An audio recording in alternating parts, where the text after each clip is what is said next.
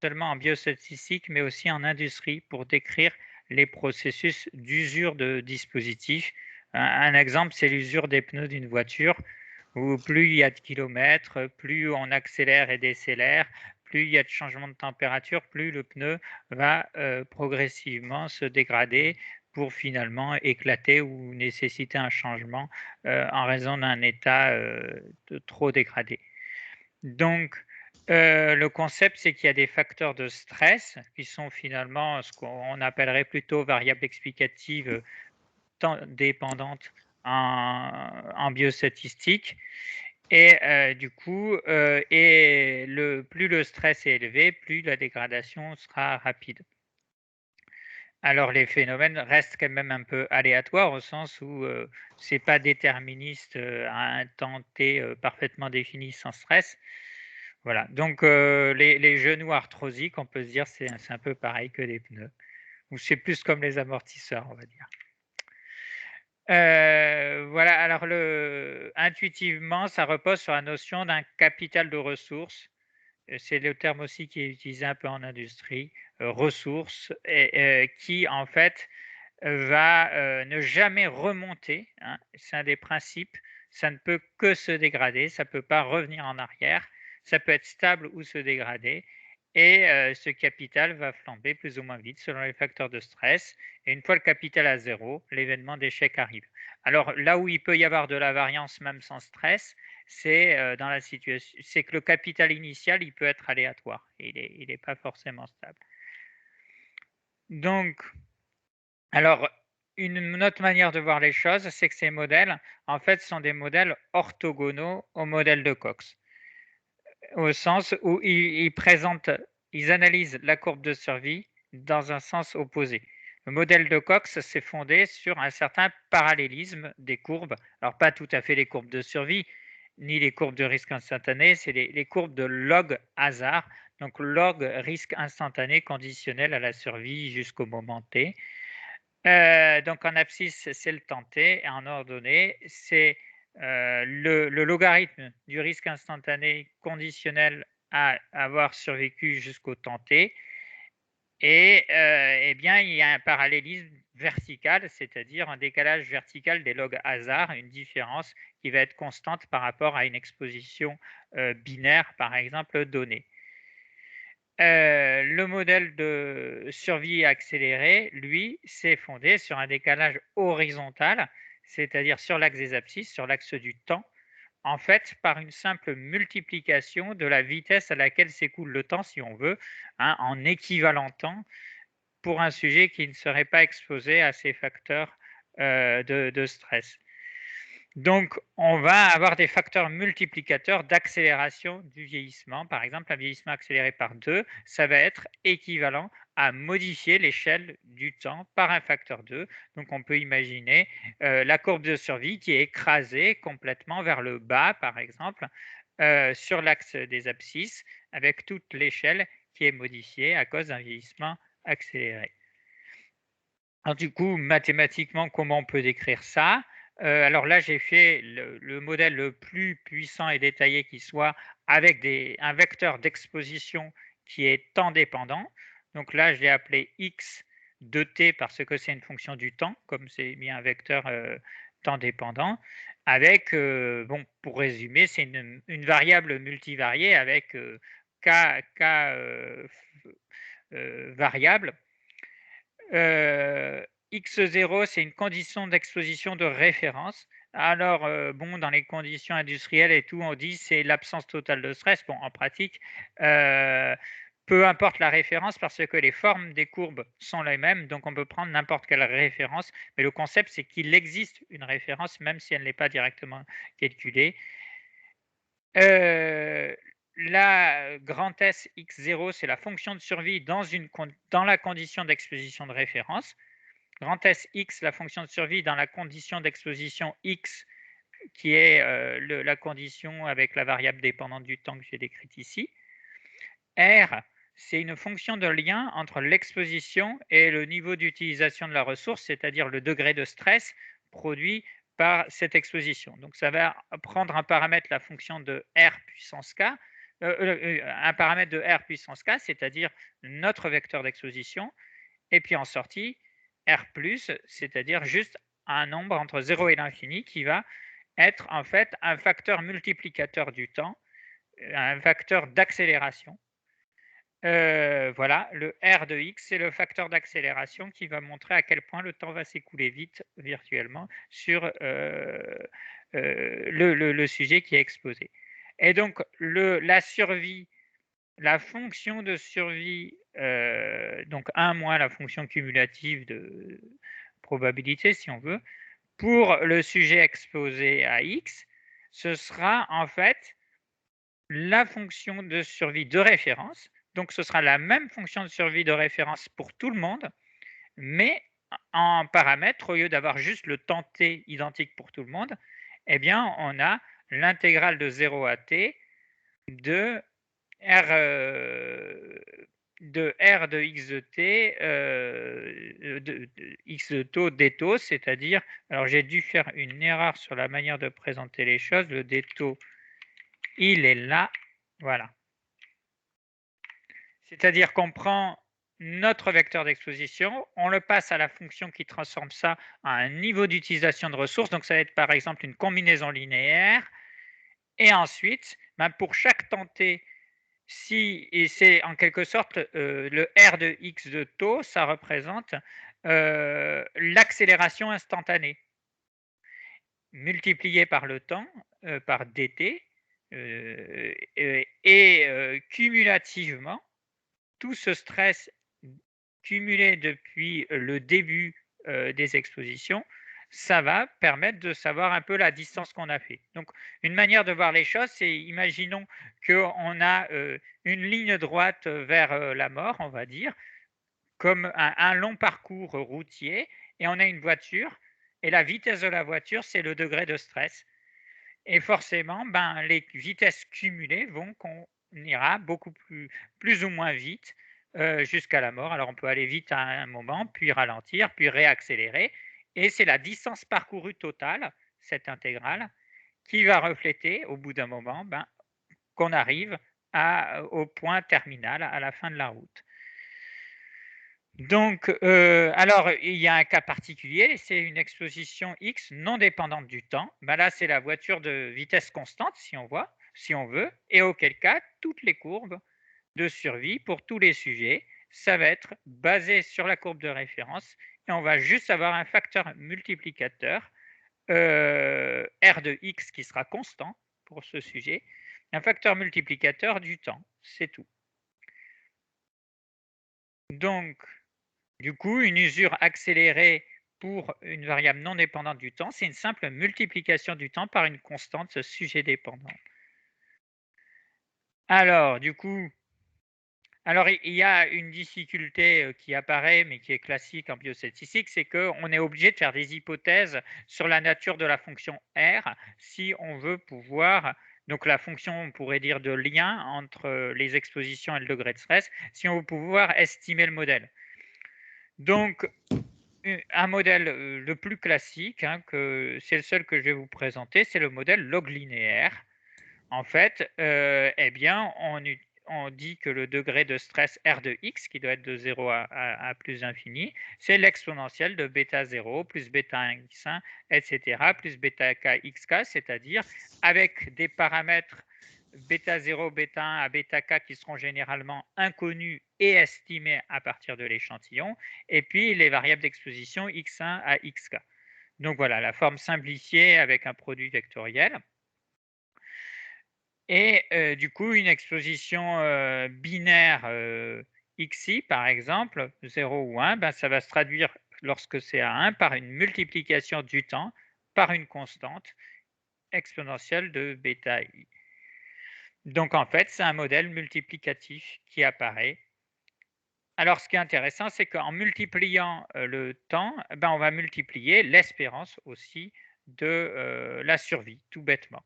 Donc en fait, on va interpréter cette exponentielle de bêta i, par exemple, s'il est à 0,50, ça veut dire que ça divise par 2 la moyenne de survie. En fait, ça divise par 2 tous les percentiles de survie, toute la fonction de survie. Et voilà. Alors, il existe d'autres modèles. Par exemple, il y a le modèle dit le Power Rule Model, qui est parfois utilisé aussi en industrie. En fait, on fait une transformation logarithmique de la variable xi avant d'estimer le modèle. Donc, en fait, ça revient à peu près au même. Comme on conditionne toujours au xi, on peut utiliser le même logiciel. On n'a qu'à juste faire un log sur les valeurs. Et auquel cas, eh bien, les bêta i peuvent être interprétés comme des exposants des variables x1 et xk. Alors, par rapport, donc ça, c'est la fonction de lien. C'est un des premiers paramètres du modèle. Le modèle aussi, il y a la forme de la fonction de survie. Il y a Buckley et James qui ont proposé un modèle semi-paramétrique où la fonction de référence est une fonction arbitraire, un petit peu comme dans le modèle de Cox où n'importe quel type de fonction de survie est applicable. Mais en fait, Way, en 1992, a évalué un peu les propriétés de l'estimateur qui avait été proposé par Buckley et James et a mis en évidence qu'il était très fragile aux outliers et que les intervalles de confiance, en plus, étaient calculés avec une méthode qui n'était pas fiable et qu'ils avaient tendance à être libéraux, même dans les bonnes conditions. Et il y a eu un désintérêt un peu généralisé de ces modèles semi-paramétriques, ce qui fait qu'on utilise des modèles totalement paramétriques fondés donc sur des distributions bien connues, comme la distribution de Weibull, qui est biparamétrique, log normal, log logistique. Alors, ce qu'on utilise le plus classiquement en biostatistique, ça reste Weibull. Alors, du coup, je me suis intéressé spécifiquement au modèle de survie accéléré avec Weibull. Alors, la famille de distribution de Weibull, c'est une famille biparamétrique avec deux paramètres, le paramètre d'échelle et de forme. Donc, le paramètre d'échelle, c'est assez simple, hein. Un paramètre deux fois plus grand qu'un autre, ça multiplie par deux tous les percentiles et donc la moyenne, l'écart type, etc. C'est juste l'échelle qui est changée. D'ailleurs, si on transforme des heures en jours, ça change juste le paramètre d'échelle. La forme de la distribution est exactement la même.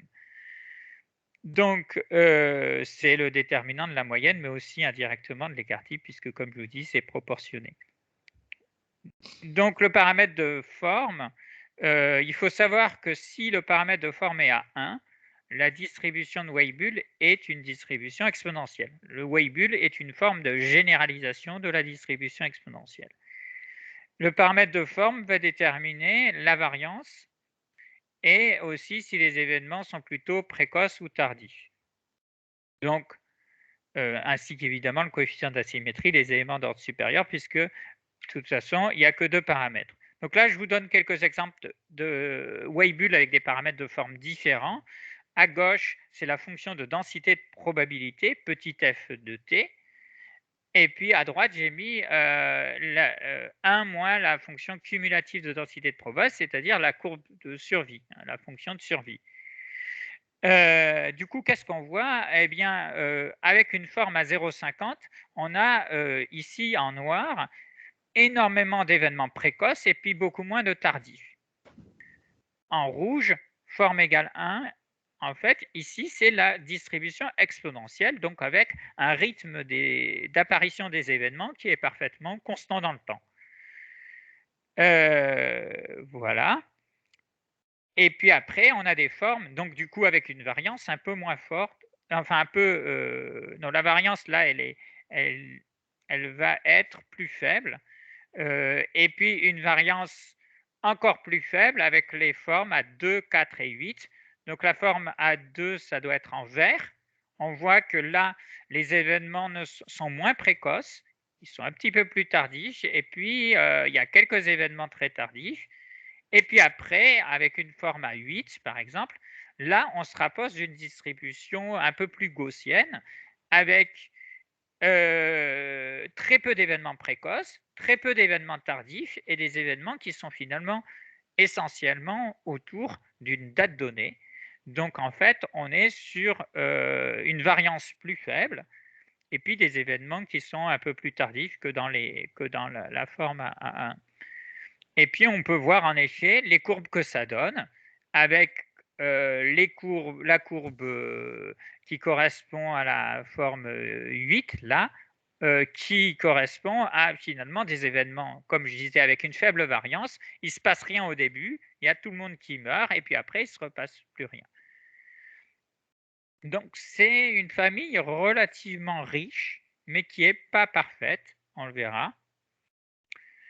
Voilà. Alors, du coup, qu'est-ce qui arrive quand on utilise le modèle de vie accéléré avec la distribution de Weibull? Eh bien, on va fixer le paramètre de forme et finalement, pourquoi? Parce que tout modèle de vie accéléré, de toute façon, toutes les observations vont être fondées sur exactement la même forme. C'est juste un décalage horizontal, comme je disais, enfin un facteur multiplicateur, donc un changement d'échelle qui correspond exactement au changement d'échelle de Weibull. Et donc les covariables vont influencer seulement le paramètre d'échelle. Donc le paramètre de forme sera en pratique empiriquement estimé sur l'échantillon, et puis le paramètre d'échelle, il sera en fait dans le bêta x. Voilà. Alors, il faut juste faire un peu attention. Dans le logiciel R, on peut utiliser survreg dans le package survival pour estimer ça. Et en fait, ils renomment les paramètres. Et ce qu'ils appellent paramètre d'échelle, en fait, c'est le paramètre de forme de Weibull. Voilà, donc ça peut être un peu perturbant. Du coup, là, j'ai essayé de voir un petit peu ce que ça donnait sur des données réelles. Donc, en fait, j'ai utilisé quoi comme données? Les données de mortalité en population générale fournies par l'INSEE, basées sur les quotients de mortalité estimés en 2019 chez les femmes. Donc, population générale, hein, il y a les sujets normaux, les malades un peu, très malades, etc. C'est tout le monde en population française. En noir, c'est la courbe réelle fournie par l'INSEE, empirique, avec un peu de mortalité chez les néonatales, et puis après, il y en a surtout chez les vieux, hein. Et puis, à partir de 60 ans, ça commence à monter. Donc, à gauche, c'est la densité de probabilité de décès, et puis à droite, j'ai toujours mis la courbe de survie. Donc là, la courbe, qu'est-ce que j'ai fait? J'ai essayé d'approximer la courbe empirique au mieux possible par Weibull. Alors, comment j'ai fait la meilleure approximation? Il y a plein de manières différentes de faire une approximation. Là, j'ai essayé d'avoir exactement la même moyenne et le même écart type. Donc, on voit quand même que le Weibull, ça colle pas très très bien, hein. On voit que là, c'est la courbe verte. En fait, ça a une plus grande variance. Ça n'arrive pas. Enfin, non, la variance au sens strict est la même, mais sur les éléments d'ordre supérieur, ça colle pas. Donc, en fait, on voit que les courbes de survie ne sont pas bien superposées. Après, c'est une approximation qui est quand même pas trop mal. Et là, on voit que c'est pas parfait parce qu'on est sur des échantillons quasiment infinis. Mais voilà, on va dire pour beaucoup d'usages, en conditions réelles, ça doit passer. Et là, qu'est-ce que j'ai mis? J'ai mis 3 courbes rouges qui correspondent à, en fait, un modèle de vie accélérée avec une variable d'exposition qui multiplierait par 1,5, 2 ou 3 le temps, et donc qui correspondrait à une division par 1,5, 2 ou 3 de la moyenne ainsi que de l'écart type de la distribution. Et en fait, ça se contente de changer le facteur d'échelle de la distribution de Weibull. Donc là, on voit un petit peu le type de déformations qui sont possibles. Il y a quand même quelque chose qui peut choquer un peu, c'est que souvent, quand on a une maladie qui va réduire l'espérance de vie, on ne va pas avoir une réduction de la variance, comme ici, mais plutôt une augmentation de la variance. Bon, c'est une limite qui s'applique peut-être un peu à ce contexte, mais c'est vrai qu'on peut se dire que c'est une modélisation peut-être un peu grossière des changements qu'on peut attribuer à du vieillissement accéléré. En fait, généralement, quand on met des facteurs de stress, on a finalement une variance qui a tendance plutôt à augmenter. Peut-être que ça marche mieux dans les conditions industrielles que dans les conditions vivantes. Donc voilà, ça permet de voir un petit peu à quoi ça ressemble. Alors là, après, alors, voilà, là, c'est un peu la révélation sur le sujet. J'explique le problème. Ça a l'air très joli. On se dit que ça peut être intéressant. On se dit que ça doit être un peu différent du modèle de Cox. On se dit que ça peut être intéressant pour des processus dégénératifs, pour certaines expositions qui vont avoir des effets progressifs, cumulatifs. Ça a l'air plutôt joli. Mais en fait, c'est exactement la même chose qu'un modèle à risque proportionnel quand la distribution, c'est du Weibull. Pourquoi? Parce qu'en fait, la distribution de Weibull a cette particularité que diviser l'échelle par une constante, sans changer de forme, c'est équivalent à multiplier la fonction de hasard instantané par une autre constante.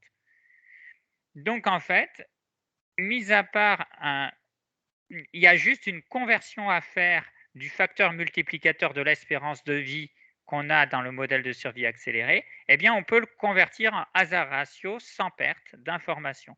On a une équivalence des deux notions. Alors pour une distribution exponentielle, c'est un cas assez intuitif d'ailleurs, A égale B, c'est-à-dire que si on divise par 2 l'espérance, c'est exactement la même chose qu'appliquer un hasard ratio à 2. Alors c'est plutôt, pour être plus correct, c'est un facteur diviseur de l'espérance de vie et A égale B pour la distribution exponentielle. Mais pour toute autre distribution, il y a une correspondance exacte aussi. En fait, la correspondance n'est pas la même, par contre, selon le paramètre de forme. Si la distribution est de faible variance, en fait, pour une réduction modeste de l'espérance de vie, le hasard ratio sera très augmenté. Alors, j'ai quand même un exemple là sur les courbes INSEE que j'ai faites. Quels sont les hasards ratios? Là, on a vu l'espérance est réduite par 1,5, 2 ou 3.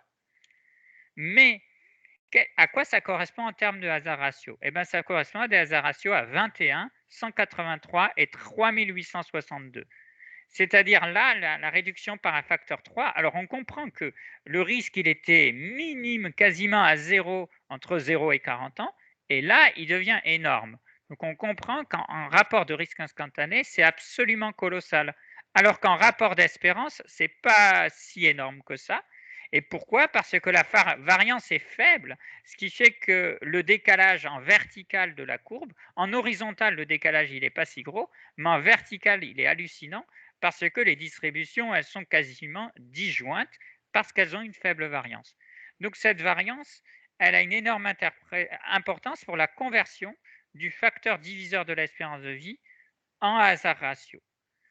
Alors là, j'ai fait un petit peu empiriquement, j'ai tâtonné et j'ai vu quoi? Qu'il y avait une relation parfaitement linéaire entre le logarithme du hasard ratio et le logarithme du ratio des moyennes, avec une origine à 0 et la pente qui est tout bêtement le paramètre de forme de Weibull. Donc ça veut dire que sur les logarithmes, eh bien, le log de A est égal au log de B multiplié par simplement le paramètre de forme de Weibull. Si c'est l'exponentielle, c'est 1, sinon c'est le paramètre. Donc du coup, ben, là, on a un peu l'impression que c'est la même chose que le modèle de Cox. Alors, pas tout à fait. Pourquoi? Parce que le modèle de Cox, eh ben, il n'est pas fondé sur la distribution de Weibull. Le modèle de Cox, on pourrait se dire que d'une certaine manière, il doit être un peu plus polyvalent et supérieur, mais pas obligatoirement. Pourquoi? Parce que l'usage du modèle de Weibull, ça crée une certaine équivalence avec un modèle de vie accélérée et donc des facteurs multiplicateurs sur l'espérance, et ça pourrait être une force en cas de misspecification, c'est-à-dire en cas d'écart aux conditions de validité. En cas notamment de non-proportionnalité des risques, on pourrait imaginer que ce modèle de Weibull finalement se comporte mieux que le modèle de Cox. Donc, par ailleurs, il y a un autre intérêt potentiel, c'est que les hasards ratios du modèle de Cox, ils peuvent être assez trompeur, notamment lorsqu'on a une faible variance. Eh ben, une amélioration minime de l'espérance de vie, eh ben, ça peut faire un hasard ratio extraordinairement bon, alors qu'en vrai, c'est pas si une amélioration très importante. Donc peut-être que les différences absolues d'espérance de vie ou les ratios d'espérance de vie peuvent être un peu plus pertinents à communiquer que les hasards ratios. Voilà mes réflexions sur le sujet. Du coup, ben, je me suis intéressé à savoir si le Weibull avec un modèle de vie accéléré pouvait, et donc, ou un Weibull avec modèle des risques proportionnels, c'est exactement la même chose. Sous R, d'ailleurs, c'est la même fonction qui sert pour les deux parce que c'est exactement la même chose. Eh bien, est-ce que c'est meilleur que le Cox ou moins bon?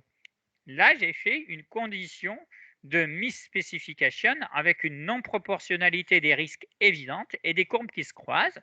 J'ai pris du Weibull avec une format 1 échelle à 1 et puis en vert, format 2 échelle à 1,128. Alors ce changement d'échelle, il sert à avoir exactement la même espérance.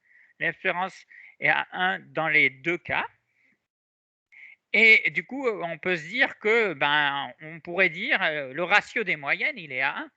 Ce serait plutôt rassurant d'avoir un ratio des moyennes à 1 et le modèle, de Weibull qui nous dit que, ben, l'exposition, elle change rien. Seulement, en fait, ben, comme les conditions de validité ne sont pas respectées, comme, ni pour le Cox, parce qu'il n'y a pas le respect des risques proportionnels, ni pour le Weibull, parce que le paramètre de forme est différent dans les deux courbes, eh ben, ça ne marche pas tout à fait comme ça. Donc, je me suis amusé à regarder ce que ça donnait en termes de hasard ratio. Alors, ce que j'ai fait, c'est que j'ai converti avec l'algorithme que je vous avais dit, le rapport des moyennes en hasard ratio pour que le modèle de Weibull fournisse des hasard ratios. Et puis, j'ai regardé sur des très gros échantillons de taille 100 000 à 1 million, j'ai regardé quels étaient les hasard ratios empiriques du modèle de Cox et du modèle fondé sur Weibull. Alors, j'ai mis des degrés de censure différents. Pourquoi? Parce qu'il faut savoir que là où le modèle de Cox est très mauvais, c'est qu'il favorise beaucoup trop les événements précoces, et donc la courbe verte, lorsque il y a énormément de censure. Pourquoi? Parce que quand il y a des censures, on n'a plus aucune information tardive, et donc toute la statistique repose sur la comparaison précoce. Et du coup, eh ben, quand les courbes se croisent, ça favorise beaucoup trop celle qui a une bonne survie à court terme. Et donc, qu'est-ce qu'on constate? Eh bien, que c'est quasiment la même chose. C'est-à-dire que quand, alors j'ai fait un degré de censure extrême avec une censure aléatoire qui survient selon une loi exponentielle d'espérance 0,50. Donc ça veut dire à 1 ou 2, la majorité de tout est censuré. Et bien là, on trouve des hasard ratios à 0,64, aussi bien pour que le Weibull que le Cox. Si on met un degré de censure un peu moins extrême mais fort, 0,86, 0,87, là, des censures un peu plus faibles, on est aux alentours de 1 pour le Cox et le Weibull, et aucune censure, eh bien, le Cox et le Weibull fournissent des résultats un peu différents, mais quand même assez proches. Donc, du coup, ça veut dire qu'en cas de misspecification, alors là, j'ai fait un peu la même chose, mais avec un cas encore plus extrême de courbes qui se croisent, avec un degré de forme à 5 pour le deuxième Weibull, une variance qui est beaucoup plus faible. Et en fait, ben, on retrouve un peu les mêmes résultats. C'est-à-dire que le modèle de Weibull et le modèle de Cox fournissent des hasard ratios assez proches et souffrent finalement des mêmes défauts. Alors pourquoi finalement on a ça? Alors déjà, ça nous dit quoi? Ben, moi, ce que j'en retiens, c'est que le modèle de Weibull, il n'est pas mauvais avec le système de vie accéléré, mais en fait, c'est rien de nouveau. C'est exactement la même chose que le Cox. Ça a les mêmes forces, les mêmes faiblesses. C'est un peu la même chose en pareil, quoi. Mais c'est un point de vue différent sur le même problème. Et c'est même pire, c'est que le Cox serait un tout petit peu moins sensible au taux de censure. Et pourtant, le modèle de Cox, c'est déjà une catastrophe là-dessus, au sens où quand les courbes se croisent, ben, la répartition des censures, elle influence complètement les résultats parce qu'elle influence la quantité d'informations en début et fin de courbe. Et malheureusement, la fin de courbe, alors que c'est très important, ben, le Cox le néglige Et en fait, c'est encore un tout petit peu pire avec le Weibull. Et puis, j'ai essayé de regarder avec une autre distribution en me disant que ça changerait peut-être quelque chose. En disant, ben là, j'ai pris le Weibull, mais qu'est-ce qui arrive si on prend un modèle de survie accéléré avec une distribution log normale? Eh bien là, c'est un petit peu différent en effet. Alors déjà, on ne peut plus convertir en hasard ratio parce que les hasard ratios, comme je vous ai dit, c'était un peu spécifique du Weibull. Pour le modèle de vie accéléré log normal n'est pas équivalent à un modèle à risque proportionnel. Il fait des hypothèses de proportionnalité des risques, mais ils ne sont pas identiques sur toute la durée. Au contraire, il y a une fonction spéciale. Donc en fait, là, j'ai présenté le rapport des espérances. Donc E divisé égale 0,58, ça veut dire division de l'espérance par 0,58. Donc qu'est-ce qu'on constate? Là aussi, c'est sensible aux censures, au sens où quand il n'y a aucune censure, ça dit que la courbe verte, elle divise l'espérance par 0,58, ce qui est faux, parce qu'en vrai, l'espérance est la même. Donc déjà, ça se trompe beaucoup à cause de la misspecification, parce qu'à la fois, c'est des distributions de Weibull et qu'il y a une hétéroscédasticité. Et en fait, en présence de censure, là aussi, ça change pas mal. Je crois que le rapport entre l'évolution du paramètre est moins extrême, mais en tout cas, c'est très influencé aussi par le degré de censure. Et là aussi, ça se comprend, c'est le maximum de vraisemblance. Le max de vraisemblance, là où il n'y a pas d'observation, ça compte pour du beurre, ça fait aucun poids et c'est malheureusement délaissé. Alors du coup, encore dans l'idée d'essayer de sortir quelque chose de ces modèles qui soit pas quelque chose de désaccordé avec le Cox, moi je me suis dit que j'allais regarder un peu plus à quoi ressemblaient les distributions log normales et ce qu'on pouvait en faire. Donc là, j'ai repris un peu mon cas d'usage où j'ai ma courbe noire qui est la courbe réelle de mortalité. La courbe grise, là, c'est la courbe de Weibull qui colle pas trop, mais qui était pas trop mal non plus. Et en vert, c'est la loi log normale qui colle le mieux possible, c'est-à-dire de même moyenne et de même écart type. Ben, ça colle moins bien encore. C'est moins bien que le Weibull pour coller à ça. Pourquoi? Déjà, le Weibull, il est asymétrique à gauche dans ces conditions un peu extrêmes, alors que le log normal, il est asymétrique à droite, ce qui est assez inadapté au cas de figure ici. Alors, le modèle log normal et log logistique, eh bien, comme je disais, ils ne sont pas équivalents à un modèle à risque proportionnel. Là, on pourrait se dire qu'il y a une forme de valeur ajoutée. Seulement, ben, la valeur ajoutée, elle est difficile à évaluer parce qu'elle dépend fondamentalement sur cette forme de distribution. Le choix de la distribution, finalement, c'est ça ce qui fait tout dans les modèles de vie accélérés, puisque le Weibull, ben, ça retombe sur du Cox quasiment. Alors que quand on utilise d'autres distributions comme log normal ou log logistique, ben, on a des modèles qui sont un peu différents et qui ont globalement quand même les mêmes faiblesses. Alors, il y a log logistique et log normal, ben, en fait, que les logiciels vont généralement fournir. Ça revient à peu près au même parce qu'il faut savoir que la loi logistique, c'est presque la même chose que la loi normale, seulement la fonction inverse de répartition, la fonction des quantiles, au lieu d'être la fonction probit, c'est la fonction logit, qui est très proche. Donc en fait, ça revient encore un peu au même, mais c'est vrai que quand il y a beaucoup de censure et des courbes qui se croisent, ça fournit des résultats un peu différents, hein, donc il faut se méfier quand même. Alors du coup, c'est quoi le problème de tous ces modèles? Ben, en fait, ils ont les mêmes faiblesses, c'est qu'ils exploitent au maximum l'information de l'échantillon avec le maximum de vraisemblance. Ils ont la précision statistique maximale sous les conditions de validité, mais dès qu'on est en dehors des conditions de validité, eh bien, ça pondère beaucoup trop peu les événements tardifs, notamment quand il y a beaucoup de censure. Et du coup, ben, c'est que la survie précoce qui est comparée. Et finalement, je me disais que pour les maladies dégénératives, ça pourrait apporter quelque chose, mais ça change pas grand-chose, voilà. Et les autres modèles, ben, sont pas mieux. Alors, on pourrait se dire c'est rassurant d'une certaine manière parce que ça veut dire que ce que tout le monde utilise, on pourrait imaginer que ce soit moins bien que la vie accélérée, mais comme c'est la même chose quasiment, ben, ça veut dire que c'est aussi bien. Voilà, c'est pas mieux, mais c'est pas pire non plus. Le seul avantage que je vois quand même, c'est la question d'interprétation des coefficients. Moi, j'aime bien l'idée des différences de moyenne et des rapports de moyenne. Donc voilà. Et puis les références sur lesquelles je me suis basé. Est-ce que vous avez des questions?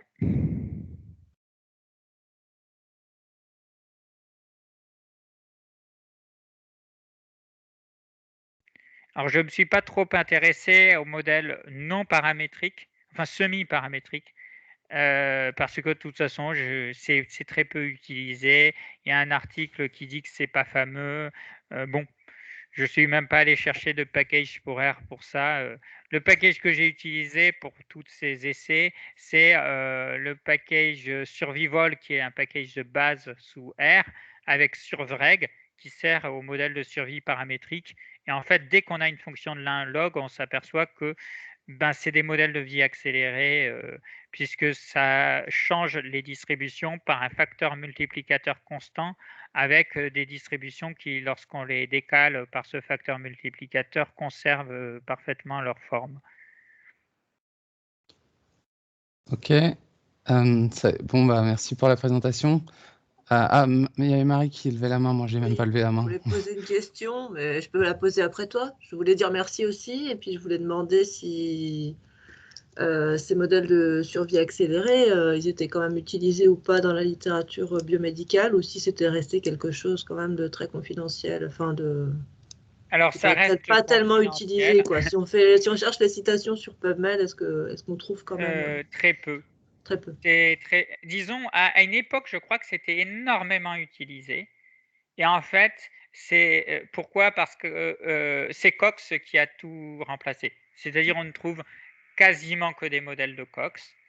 Il y a d'autres modèles un petit peu en vogue sur les analyses de survie, mais qui sont assez différents, qui sont encore semi-paramétriques.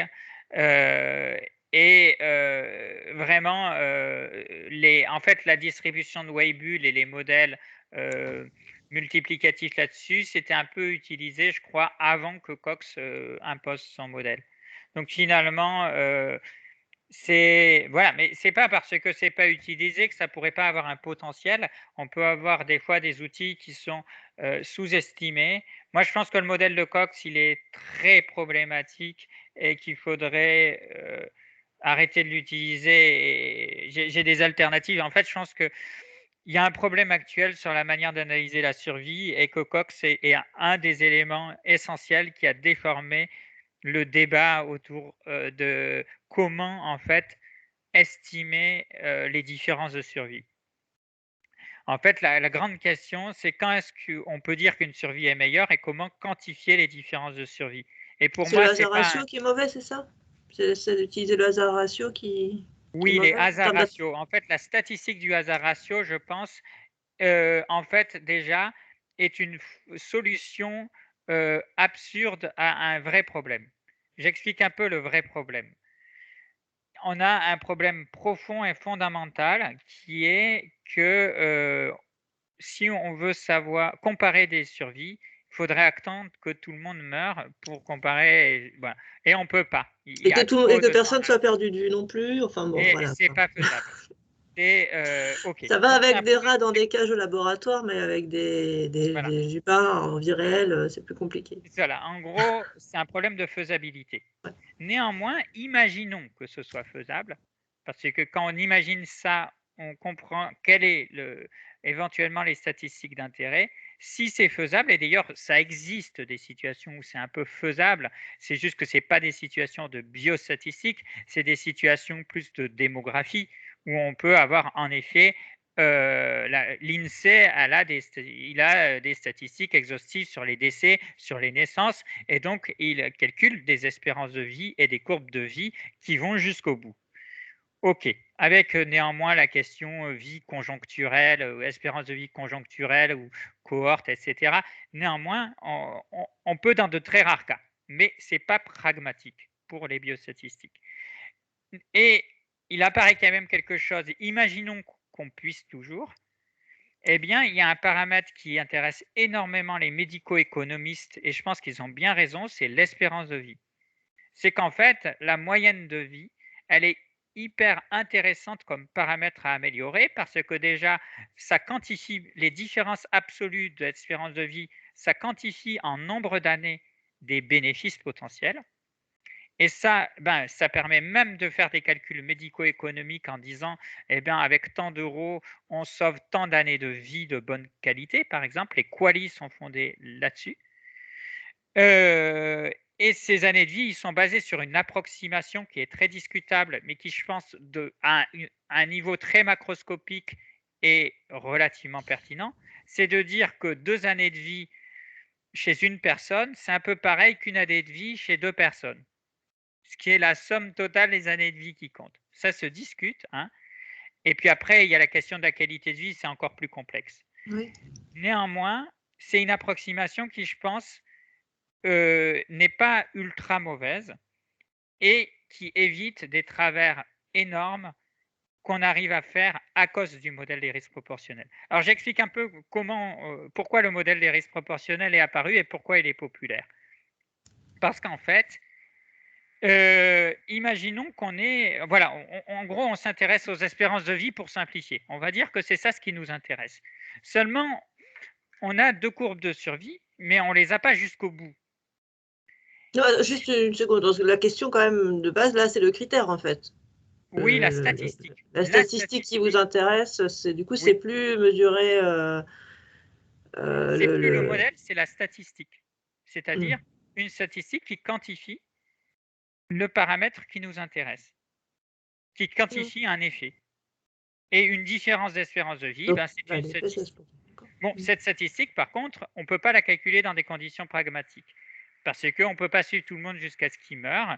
Alors, en vrai, c'est un peu faux ce que je dis. On peut, c'est juste qu'on doit bidouiller. Et personnellement, je pense qu'il vaut mieux faire une bidouille intelligente pour fournir des statistiques pertinentes que de faire des hypothèses complètement fausses et fournir des résultats ininterprétables. Et les bidouilles, elles sont moches. Je vais expliquer les choses. C'est que moi, je suis persuadé qu'il faut prolonger les courbes de survie jusqu'à la fin. J'explique notamment un cas de figure où tout le monde se fait avoir. Je vais faire une petite courbe sous Paint, là, hop, virtuellement. Comparons ces 2 courbes de survie. Et on va voir qu'en fait, il y a des paramètres, voilà, des courbes de survie qui se croisent manifestement. Et puis là, on va dire qu'on est quasiment, on n'est pas tout à fait à 0, voilà. C'est quoi la meilleure courbe de survie? Ah ben, c'est dur à dire, hein, ça dépend du point de vue. Eh bien, en gériatrie, moi je dis que c'est pas évident de répondre à la question et que peut-être que la courbe qui a une meilleure survie précoce, ça peut se défendre si c'est des patients qui ont des espérances de vie réduites et que c'est bientôt la fin. En pédiatrie, la question ne se pose pas.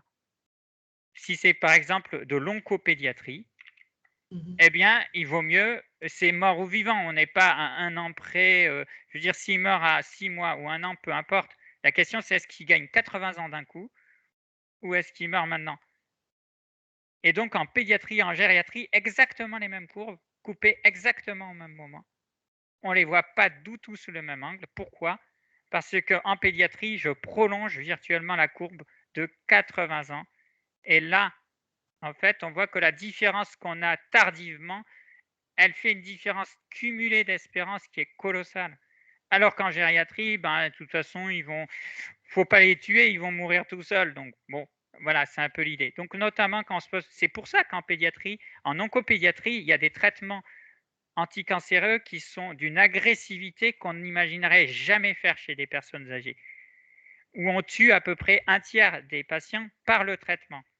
Seulement, comme 1/3 des patients ils meurent par la maladie et puis le tiers dernier on le sauve, eh ben, ce qui compte c'est le tiers dernier qu'on sauve, parce que sinon on est à 0% de survie. Donc ça c'est par exemple le cas des 2e allogreffes chez des cancers très agressifs. Et pourquoi on raisonne comme ça? Parce qu'on prolonge la courbe de vie jusqu'au bout. Et cette prolongation, je pense qu'elle pourrait pas seulement être faite virtuellement, elle pourrait être faite formellement par de la bidouille. C'est quoi la bidouille?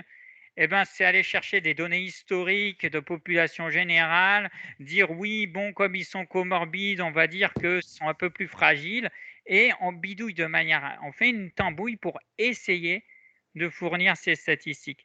Certes, c'est très approximatif, mais l'avantage, c'est que ça aide à savoir que c'est approximatif déjà, plutôt que de fournir une statistique très précise, mais complètement à côté de la plaque. C'est ça le risque, notamment du modèle de Cox, ça fournit un hasard ratio, et en fait, ce n'est pas le problème. Le problème, c'est la survie, par exemple, à 5 ans en pédiatrie. Et en fait, le hasard ratio va dissimuler ça et énormément favoriser la survie précoce, notamment. Pourquoi? Parce que, bon, quand on a une non-proportionnalité des courbes, ce qui ne se voit pas sur une courte période, notamment, sur le début, si on suit les sujets trop peu de temps, ben là, déjà, on se rend compte qu'on ne peut pas prolonger les courbes. Parce que là, ce que j'ai fait, c'est que j'ai regardé pendant 5 ans. Et à 5 ans, on va dire, l'essentiel de l'histoire, elle s'est déjà passée. Et du coup, la prolongation des courbes est possible. Mais l'arnaque du modèle de Cox, c'est de les suivre que pendant 3 mois ou 6 mois, comme ça arrive dans les analyses intermédiaires, où on arrête sur une analyse intermédiaire beaucoup trop précoce, avec parfois un suivi médian de 2 mois, et on dit « Ah ben ça a l'air de respecter l'hypothèse des risques proportionnels », alors qu'en fait on n'en sait rien du tout, c'est même probablement faux. En oncologie, je pense que ça n'arrive jamais que l'hypothèse des risques proportionnels soit vérifiée pour une raison simple. Reprenons le cas de l'oncopédiatrie. Sur 3 mois, c'est pas dur de respecter l'hypothèse des risques proportionnels. Si on n'observe que 3 mois, je veux dire, c'est vrai que c'est pas dur. Et oui, ça a l'air d'être respecté, mais on n'a pas assez de recul. Et en fait, ce qui se passe, c'est que cette hypothèse, on se doute qu'elle est fausse. Pourquoi? Parce que, reprenons le cas de l'oncopédiatrie, eh ben, à 5 ans, ceux qui ont survécu avec un traitement A ou un traitement B, on va dire qu'ils sont à peu près guéris. L'antécédent du traitement qu'ils ont eu, ça ne change plus grand-chose. Donc le hasard ratio, il doit être proche de 1. Alors peut-être qu'il y a des séquelles qui sont un peu différentes, mais globalement, le hasard ratio est proche de 1. Par contre, au tout début, voire au début du traitement, quand le traitement commence à agir, quand le traitement commence à éliminer la maladie, ou quand la maladie commence à progresser dans le groupe qui a le moins bonne efficacité, là, il y a toute la différence qui apparaît. Et là, on a des hasard ratios assez différents d'un. Donc, on sait que le hasard ratio, forcément, si au bout d'un moment, il est à 1, c'est qu'il n'est pas constant. Donc, on se doute bien qu'on a un non-respect de l'hypothèse de proportionnalité des risques. Et en fait, un des soucis du Cox, c'est que, en gros, à cause du fait que les risques proportionnels ne sont pas respectés, on comprend bien que si on veut raconter toute l'histoire jusqu'au bout, il faut attendre un suivi suffisamment long pour que toute l'histoire se soit finie et qu'on puisse prolonger avec des données historiques en bidouillant plus ou moins. Et donc, il faudrait 3 ans ou 5 ans de recul pour dire c'est bon, on comprend ce qui se passe, on peut vraiment comparer la survie. Et en fait, ce qui se passe, c'est que Cox, il a dit quoi en gros? Ben, si on fait l'hypothèse que ça ne change rien de suivre 2 mois ou 30 ans, eh bien, le problème est résolu. On n'a plus besoin de suivre les gens jusqu'au décès, on n'a plus besoin de suivre les gens jusqu'à 5 ans. En fait, quelle que soit la durée de suivi, ça fournit le même résultat. Donc, si on fait l'hypothèse complètement fausse qu'il n'y a pas de problème, eh bien, le problème est résolu. Donc, la solution du problème, c'est la dénégation du problème, pour simplifier. Donc, on n'a qu'à faire l'hypothèse que le problème n'existe pas, et ça le résout. Et c'est très beau et très esthétique, parce qu'en fait, ça crée un truc qui est très pur, au sens où on fournit un hasard ratio qui a l'air d'être propre. Le hasard ratio qu'on fournit en statistique, on se dit qu'on repose sur des données empiriques, on ne fait pas de bidouille, on ne va pas chercher une cohorte historique à droite, à gauche pour raccrocher les wagons. On fait très peu d'hypothèses, on a l'impression. Et en fait, sauf une énorme hypothèse, c'est que la réalité est fausse, pour caricaturer. On fait l'hypothèse des risques proportionnels qui, en fait, bien sûr, est fausse. Mais ce n'est pas que ça. Ça, c'est un premier problème. C'est ensuite maintenant la statistique du hasard ratio. Donc voilà, comme je disais, le premier problème, c'est que finalement, on résout le problème en le niant. Et le deuxième, juste comme je tiens à dire qu'on ne le fait pas toujours en le niant. Je veux dire, par exemple, quand on regarde la survie en dialyse, ça fait bien longtemps que maintenant, par exemple, les 3 premiers mois après le démarrage de la dialyse, c'est analysé à part et on regarde ce qui va se passer après, parce que justement, il y a ce problème de la non-proportionnalité des risques. Et, je veux dire, on en est conscient quand même. On ne fait pas non plus complètement n'importe quoi tout le temps. Je veux dire, quand on connaît bien son sujet, comme... Tu as l'air de bien le connaître. Néanmoins, ça On n'empêche prend des que précautions, quand même. c'est vrai que c'est néanmoins la proportionnalité des risques, sauf dans les cas où on sait qu'elle sera très très violée, Mm. eh bien, ça reste quand même une hypothèse qui est toujours rejetée à l'envers du terme. On n'a pas de preuve que ce soit pas Oui. respecté, donc c'est respecté. Avec le raisonnement statistique absurde où avec ça on dit les distributions sont normales alors que ça n'existe pas dans la vraie vie les distributions normales. En disant j'ai échoué à montrer qu'elle n'était pas normale. Je dirais il y a un petit peu de ça. Notamment, c'est vrai que quand on regarde les essais cliniques randomisés de l'industrie pharmaceutique, généralement, il y a un modèle de Cox, il y a un hasard ratio. Quand il y a des analyses intermédiaires, sont faites sur les données partielles et c'est accepté. Alors c'est vrai que je caricature, évidemment, il y a une conscience du problème. On sait que c'est une hypothèse. Je dirais, voilà, donc ça c'est une première problématique avec le modèle de Cox.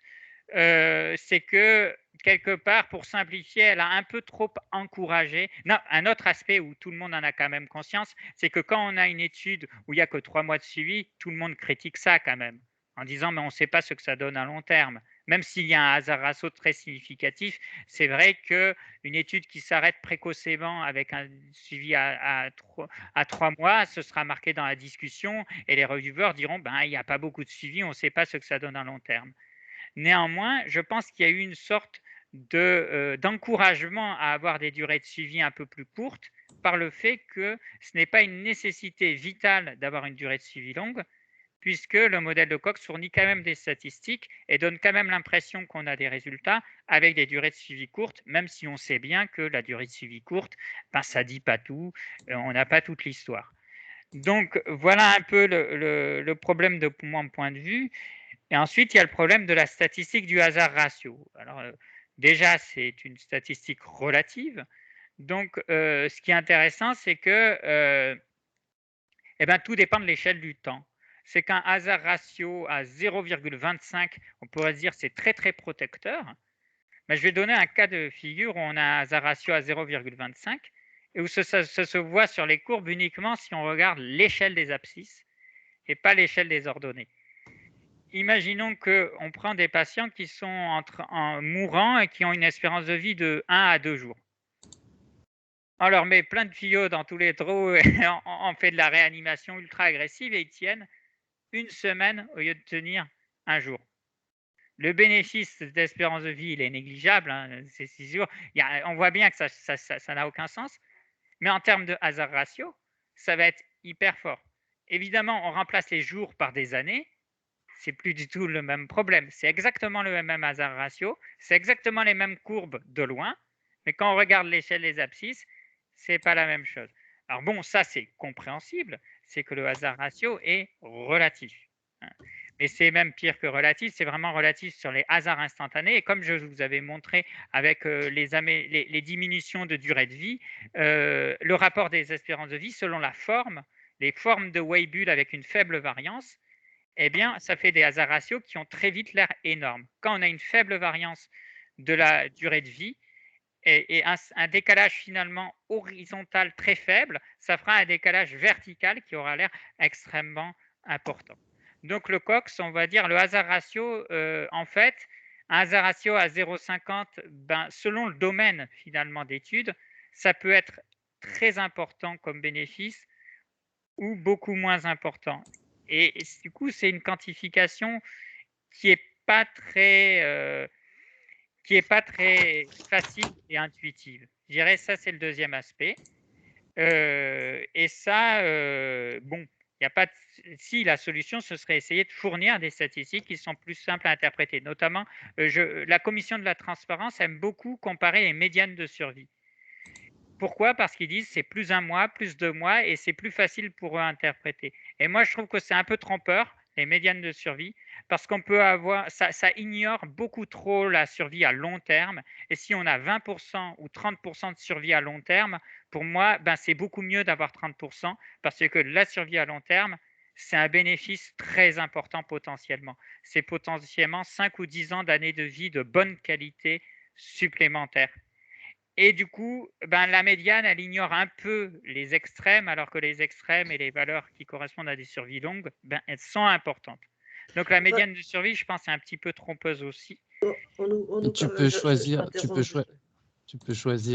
enfin, en fait, tu peux, quand tu fais par exemple un AFT, tu peux prendre tous les quantiles que tu veux. Pourquoi tu t'arrêterais à la médiane? Alors, Il n'y a rien qui t'oblige, en l'AFT fait. ne fournit pas de. Alors, ça prend tous les quantiles, mais ça fait l'hypothèse que c'est le même effet sur tous les quantiles. C'est ça le problème. C'est le fait qu'il y a une multiplication. Là où là, je dis la commission de la transparence, elle prend les médianes de survie, tout bêtement, c'est les médianes empiriques décrites par les articles. Parce que les articles, généralement, comparent les médianes de survie et font un modèle de Cox. Donc, la commission de la transparence, elle va prendre oui, ce qu'il y a dans les articles. oui, En fait, oui, elle va mais rarement Cox, discuter des hasards ratios et beaucoup plus souvent discuter des médianes de survie. Donc, c'est mais, aussi pour ça qu'elle utilise ça. mais Cox Si peut j'en pas, reviens au pas modèle de. calculer ça.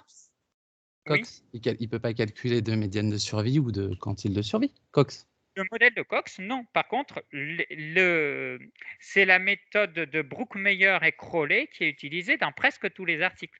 Oui, parce que ce n'est pas le modèle de Cox, mais c'est un estimateur non paramétrique de médiane de survie, Brookmeyer et Crowley.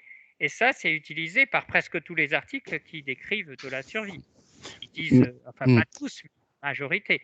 Mais en fait, moi, ça revient à ce que, enfin, je sais pas, parce que on dirait que, je sais pas, on dirait que t'aimes aucun des deux modèles, mais moi, justement, l'AFT, par exemple, mais non, ils reviennent pas même.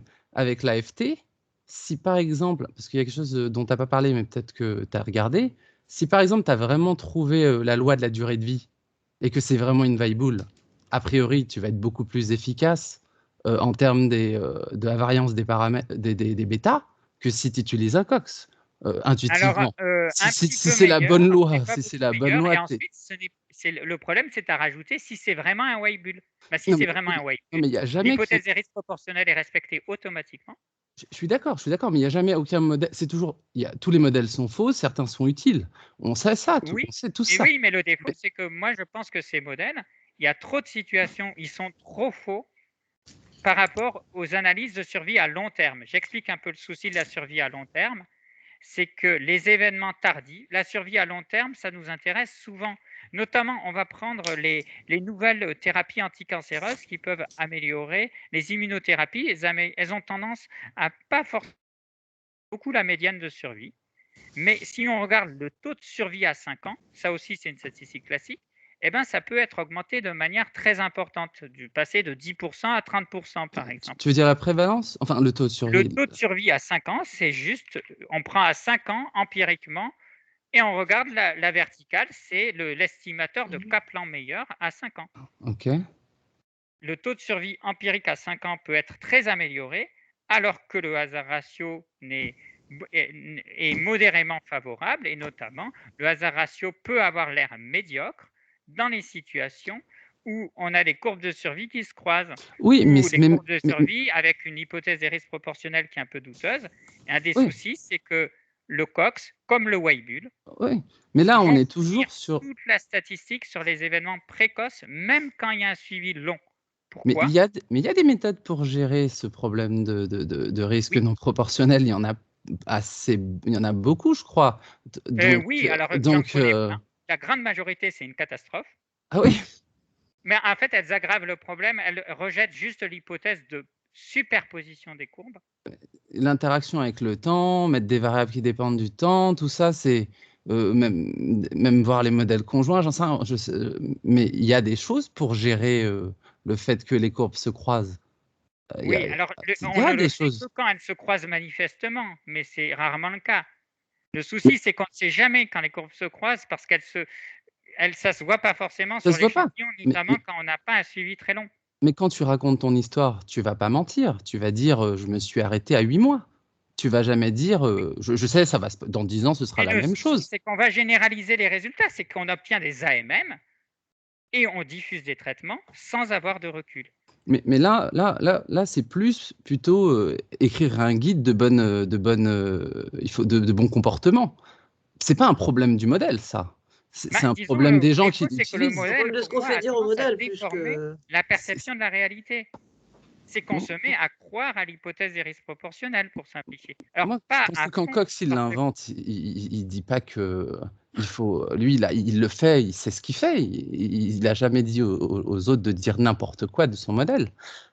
C'est pour ça, je pense que pour moi, on dirait que tu attaques le modèle, mais c'est plus tu dis plutôt que finalement les gens l'utilisent mal ou le comprennent mal. Mais ceux oui, qui mais après, l'utilisent vraiment bien et comprennent bien, je pense oui, qu'ils je ont suis aucun d'accord, on problème. l'utilise mal. Si, en fait, mais c'est après, les défauts des modèles, c'est que s'ils font des hypothèses qui sont pas applicables à la réalité, on peut se dire c'est les gens qui l'utilisent mal ou c'est le modèle qui est peut-être pas très pertinent, puisqu'il est difficile à appliquer à la réalité, puisqu'on fait des hypothèses qu'on peut difficilement vérifier, Mmh. ou alors il faut suivre les gens longtemps.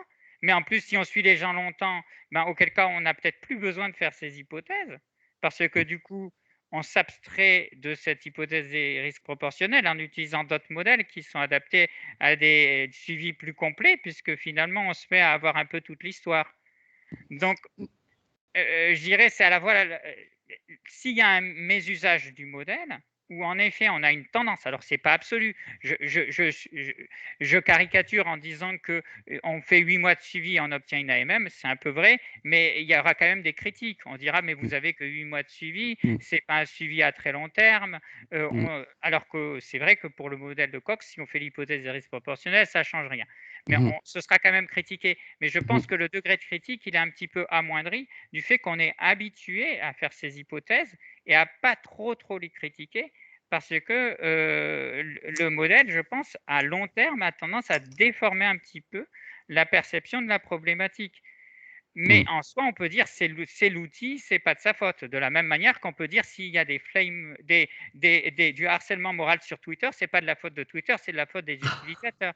Mais on peut se dire qu'il y a quand même un souci avec l'outil, que Mmh. l'outil a modifié la perception des choses. Et je pense qu'il y a un petit peu de ça. Alors, je caricature, mais il y a un petit peu de ça avec le modèle de Cox qui peut avoir déformé un petit peu la manière de percevoir les choses. Alors, pas à 100%, notamment, comme je disais, la commission de la transparence n'aime pas les hasards ratios. On voit que dans ces rapports, ils en parlent très peu. Et puis, ils présentent plutôt des différences de médiane de survie qui sont présentées dans les mêmes articles.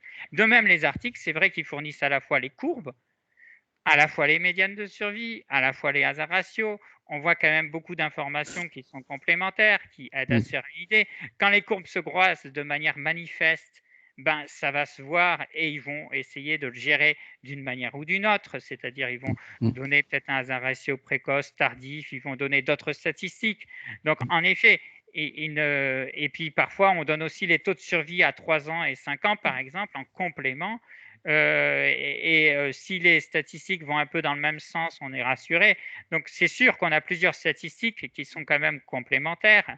Le Mmh. modèle de Cox, je dirais, il a tendance quand même à être très dominant, mais c'est pas le seul outil qui soit Enfin, utilisé. ouais, enfin, dans nos domaines épidémiaux, mais je pense que dans des domaines, je sais pas, je dis au hasard, physique ou des domaines de, est-ce que l'aileron de mon avion, quand est-ce qu'il va lâcher, eux, ils préfèrent essayer de trouver la loi de la distribution de la Ah survie. non, ils veulent le risque absolu hein, que ça pète, quoi. Hein. C'est ça qui est Ils intéressant. ils veulent pas la durée de vie? Différemment. Bah, Enfin, ils veulent savoir le risque absolu, hein, je pense. parce C'est que la probabilité que l'événement survienne qui les intéresse. bah, parce que moi, je parle de ça, c'est parce que j'ai un ami, il est dans l'aéronautique et eux, en fait, ils utilisent beaucoup les AFT, en fait, et ils disent que ça colle super bien. Parce qu'en fait, dans ces domaines-là, les lois, c'est un peu comme, ouais, c'est comme l'ampoule, quoi. Enfin, en fait, c'est pas, il y a pas les humains derrière, en fait. Tout ce Hmm. qui est une ampoule, en fait, ils ont bien compris comment la durée de vie d'une ampoule, quoi. C'est une exponentielle, quoi. C'est facile. Enfin, et ça marche vraiment bien.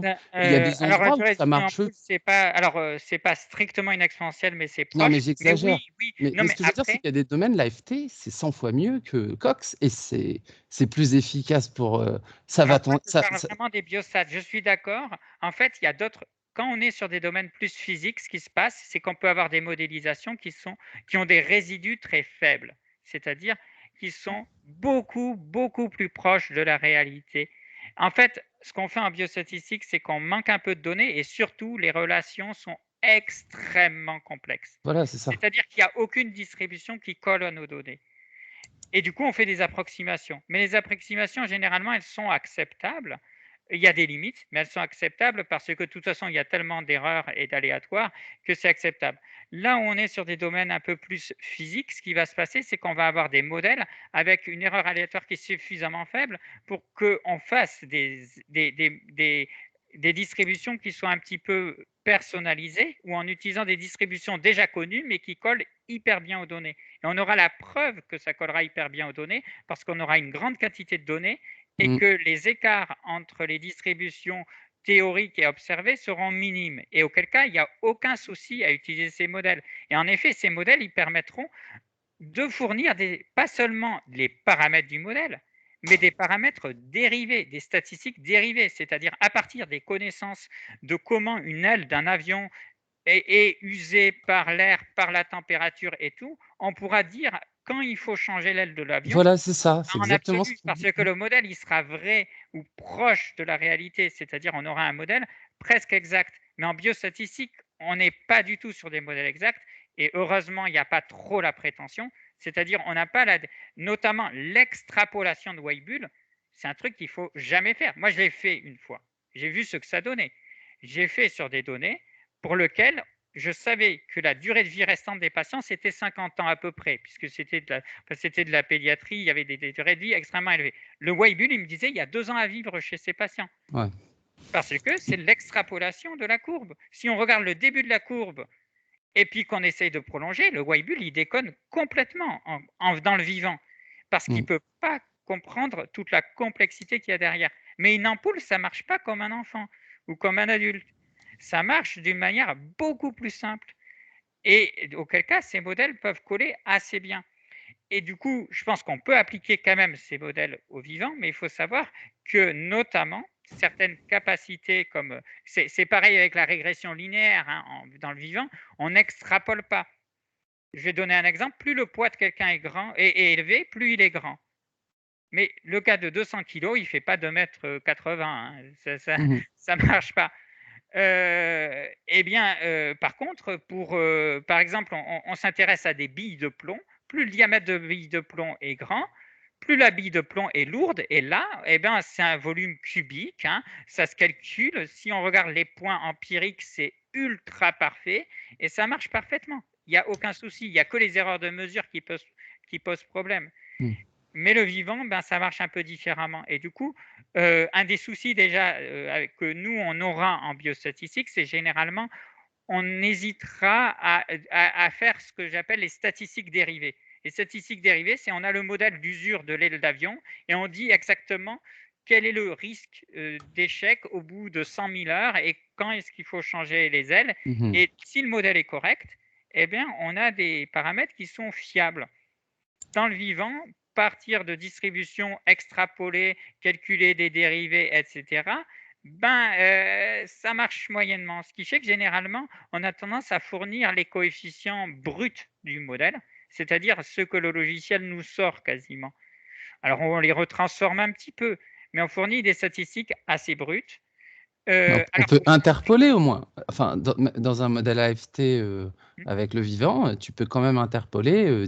Si par exemple, Weibull, tu l'as dit, c'est vachement riche. Ton shape enfin, les modèles, ils vont estimer ça empiriquement. Donc, si vraiment ton Weibull, en plus tu l'as dit, il fait à peu près aussi bien que le Cox finalement pour les hazard ratios. Lui, son avantage, c'est qu'il va pouvoir interpoler, il va pouvoir te dire 90% des gens, ils sont morts après 5 ans ou je sais pas. Ça, il peut te le dire, Weibull. Là, Alors que Cox, il peut pas le dire. Moi, je disais d'interpoler. Les gens pendant oui. 6 mois étant déduit à quel est le taux de survie à 5 ans. Et il y a des gens qui font ça. Oui, mais il y a des gens qui font ça en épidémio, d'extrapoler leurs données.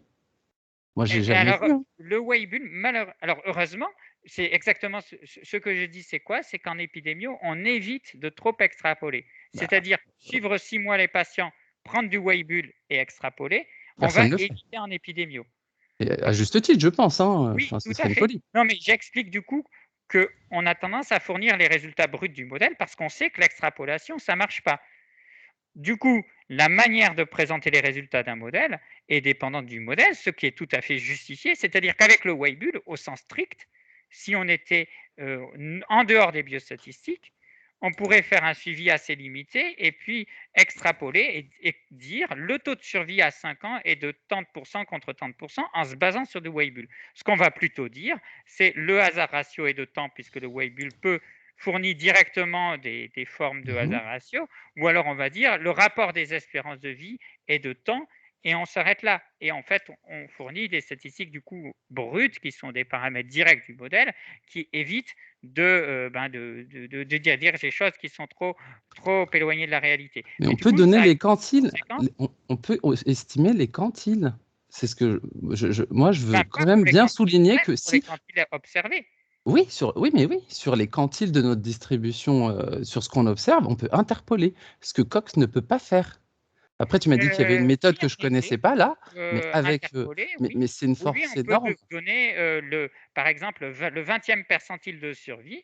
On peut le Si donner on avec a son intervalle de confiance. succès qui en arrive là, et il faut éviter. Alors, il y a un autre souci qui apparaît avec le Weibull, par contre, comme avec le Cox, c'est que quand il y a des censures, on a l'impression qu'on a une courbe de survie qui est prolongée jusqu'à 3 ans, mais en fait, la quantité d'informations à 3 Ouais, ans ouais. est négligeable, et du coup, ce qui est piège, c'est qu'on va totalement sous-estimer l'incertitude, par exemple, du quantile qui correspond au taux de survie à 3 ans.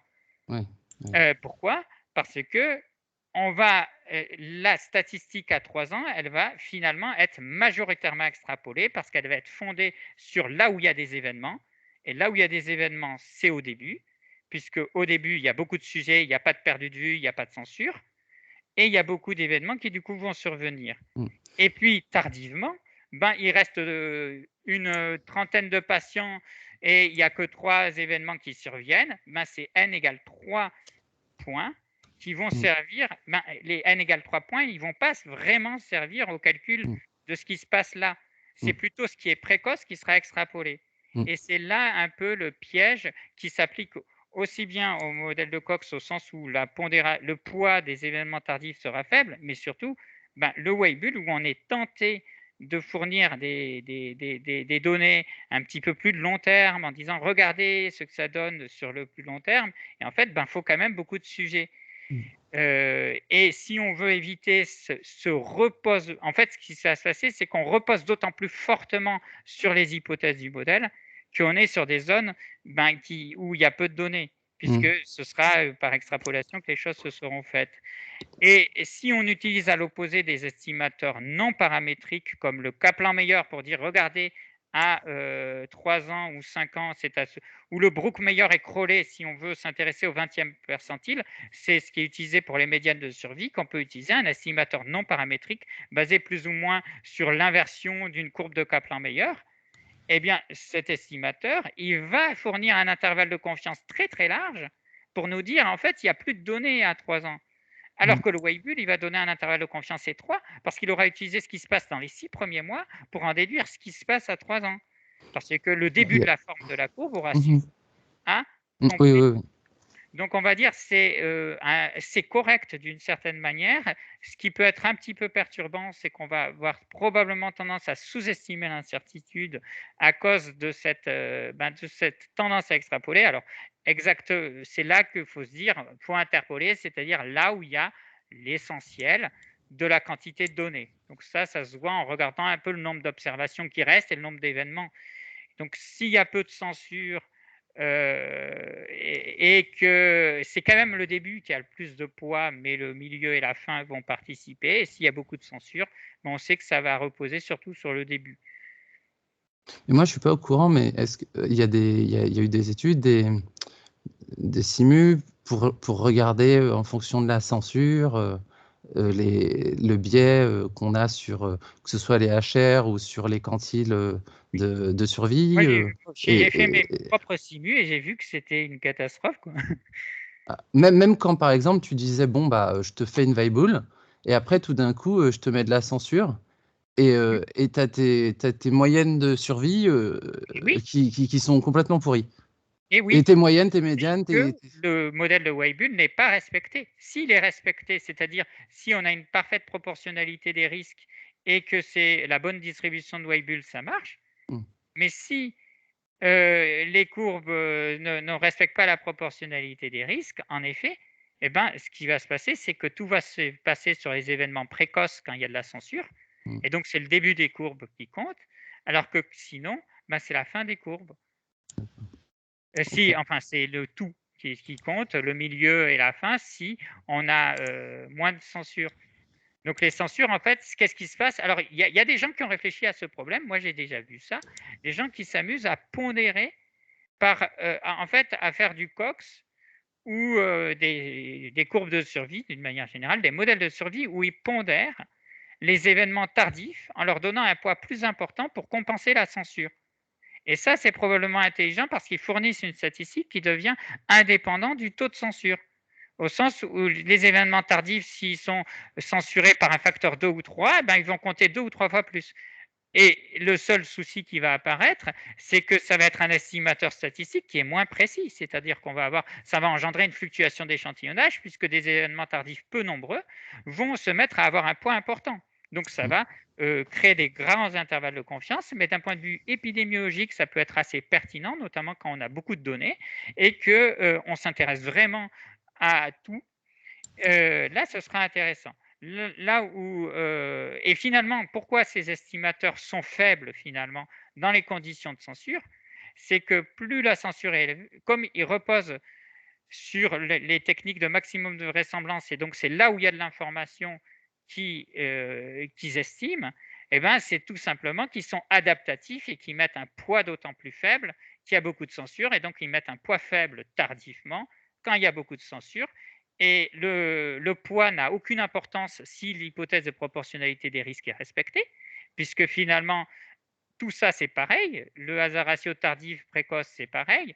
Mais quand ce n'est plus respecté, eh ben là, ça se met à avoir une grande importance de changer le poids. Et comme le système du maximum de vraisemblance va faire des poids beaucoup trop élevés sur le précoce, ça compare le précoce. Donc on peut s'en sortir, hein, on peut tout à fait corriger ces facteurs. Par contre, le coût conséquent, c'est qu'on a des estimations qui seront quelque part plus pertinentes et plus fiables, mais avec des incertitudes plus importantes.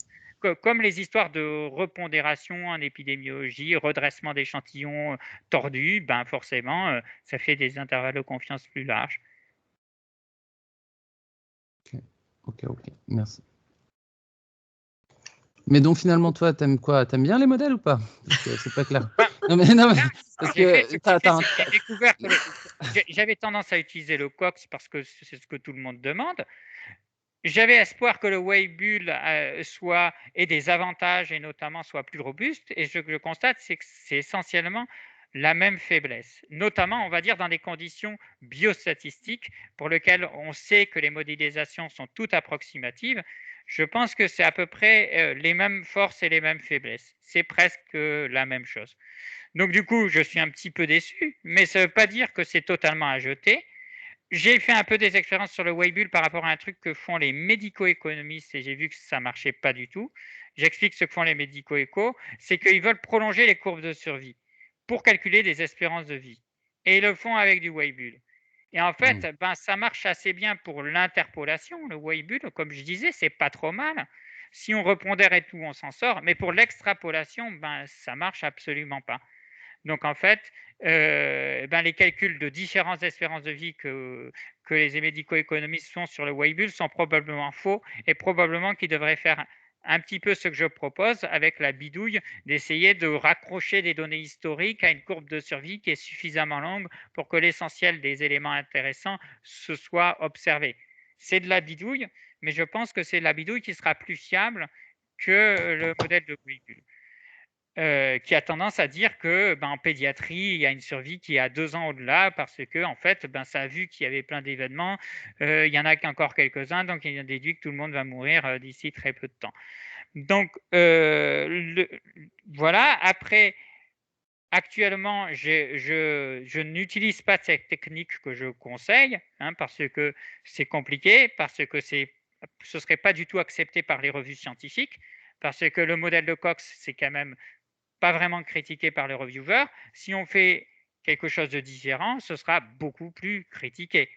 Donc, je ne suis pas hyper innovant dessus, mais je me pose des questions. Je me pose la question, est-ce que ces modèles qu'on utilise sont si pertinents que ça? Alors, j'avais dit le hasard ratio, ça a le défaut d'être relatif. Oui, mais bon, c'est le cas des risques relatifs aussi, hein. Et si on est intelligent, on sait quand même interpréter, hein. Mais on voit que l'échelle, c'est 6 jours. On comprend bien que ce n'est pas la Mhm. même chose.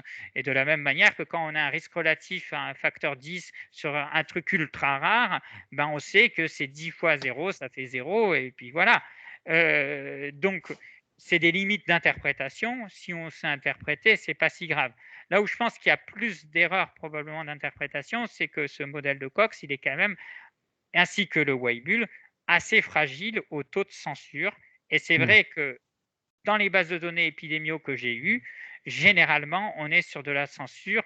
Enfin, sur la fin des courbes, on est à pas loin de 100% de censure parce que souvent, on veut avoir des suivis à 3 ans et 5 ans et la durée moyenne de suivi, elle est courte. Elle n'est pas très loin. Donc, alors, il y a des gens un peu stricts qui disent qu'il faut qu'il y ait encore la moitié des sujets non censurés à la fin du suivi. Ça peut être une stratégie pour éviter d'aller trop loin sur les courbes. Voilà. Donc, je pense que je pose plus de questions que je n'ai de réponses, au sens où je n'ai pas d'outils miracles. Je pense que les outils qu'on utilise, ils sont intéressants, ils ont un certain nombre de forces. Le Cox, il s'adapte à toutes les formes de courbes de survie. Le Weibull, certes, c'est pas toutes les formes, mais en fait, c'est quand même plein de formes différentes qui collent, qui est même pas trop mal aux données de biostat, surtout que souvent, on a des bases qui sont tellement petites qu'on n'en est pas à ces approximations près. Ce qui fait que le Weibull et le Cox, ben, ça fournit des résultats pas très très différents.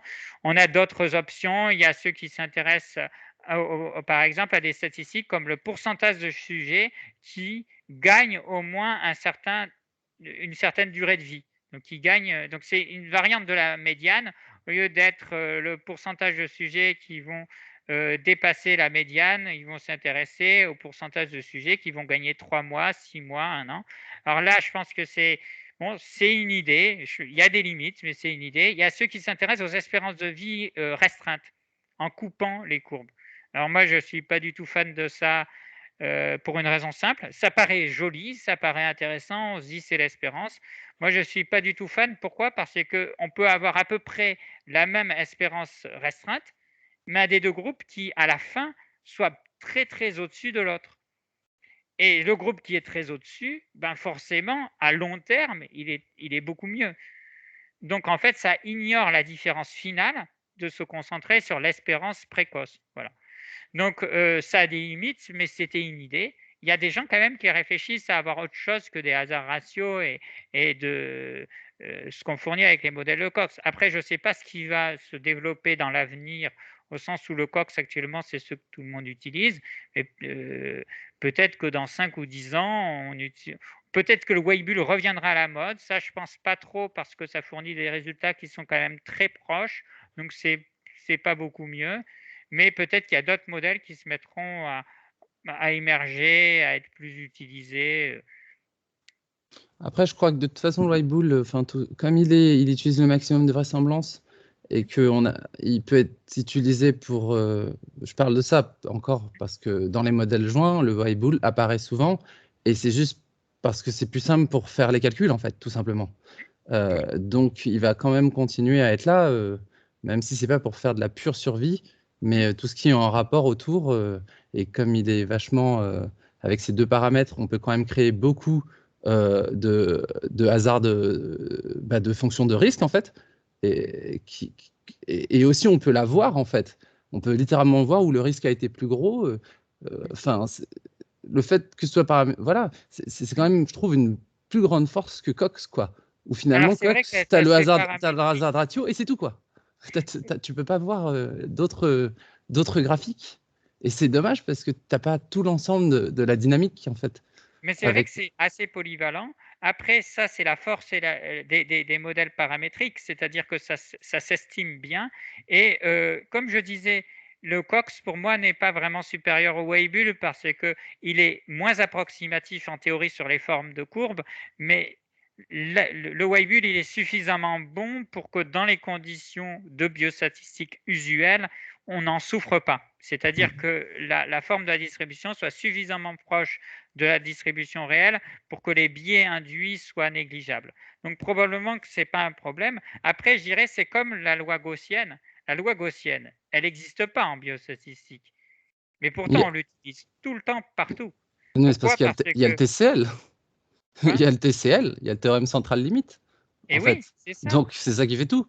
On n'a pas besoin de la loi Exactement. gaussienne. Donc la loi gaussienne, elle fait tout grâce au théorème central limite. C'est une approximation qui marche hyper bien, mais ça a aussi énormément d'avantages. C'est-à-dire, par exemple, le modèle gaussien, ce qui est intéressant, c'est que l'estimateur du maximum de vraisemblance, c'est l'estimateur des moindres carrés, et l'estimateur des moindres carrés, c'est l'estimateur de la moyenne. Et du coup, on estime les différences de moyenne, quand bien même c'est des moyennes qui portent sur des distributions qui sont absolument pas gaussiennes. Mhm.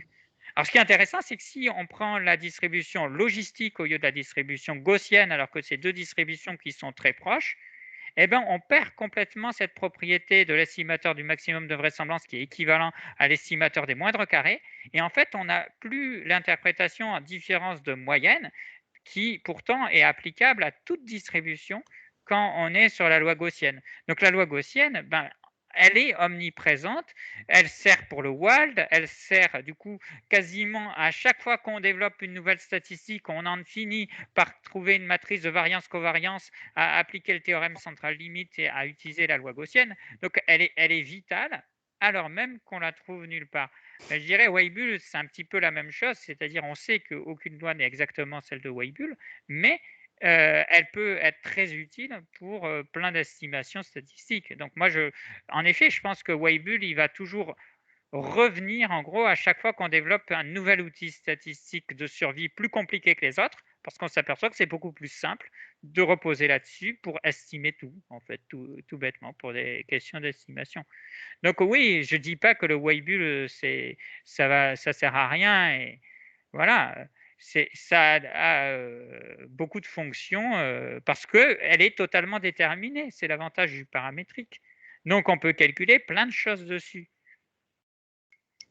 Ok, merci beaucoup. En tout cas, c'était des discussions très très intéressantes, une présentation très intéressante. Donc vraiment merci pour tout ça, c'était vraiment top. Du coup, juste pour la